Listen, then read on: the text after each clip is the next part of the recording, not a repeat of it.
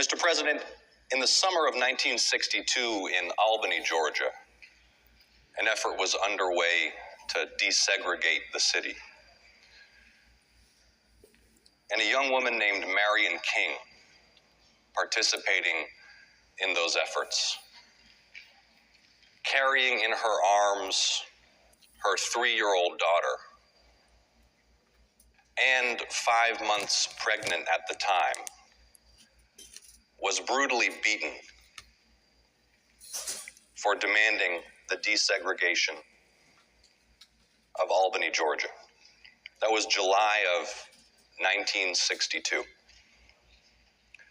And Mr. President, just this week, the Atlanta Journal-Constitution announced that the Cold Case Records Review Board, whose purpose is to investigate civil rights cold cases, the beatings, the killings and lynchings, the intimidation, cases that were never investigated and never solved, especially in the Deep South, especially in the state of Georgia during the civil rights movement.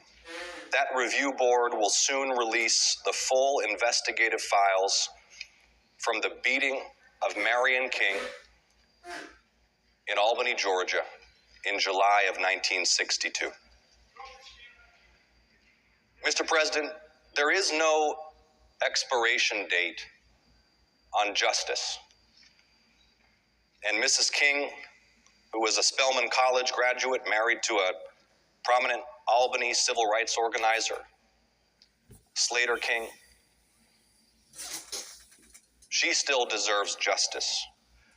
And the work of the Civil Rights Cold Case Review Board is helping take a step toward justice in this case.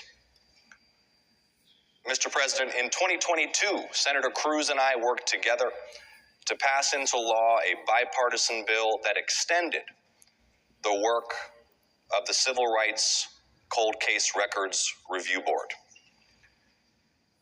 This vital work, pursuing justice in cases that were swept under the rug, some of the most brutal crimes in our nation's history, targeting Black Americans in the American South in the Jim Crow era and during the Civil Rights Movement. We passed that bill in 2022, and Mr. President, I'm grateful for the unanimous bipartisan support of the Senate tonight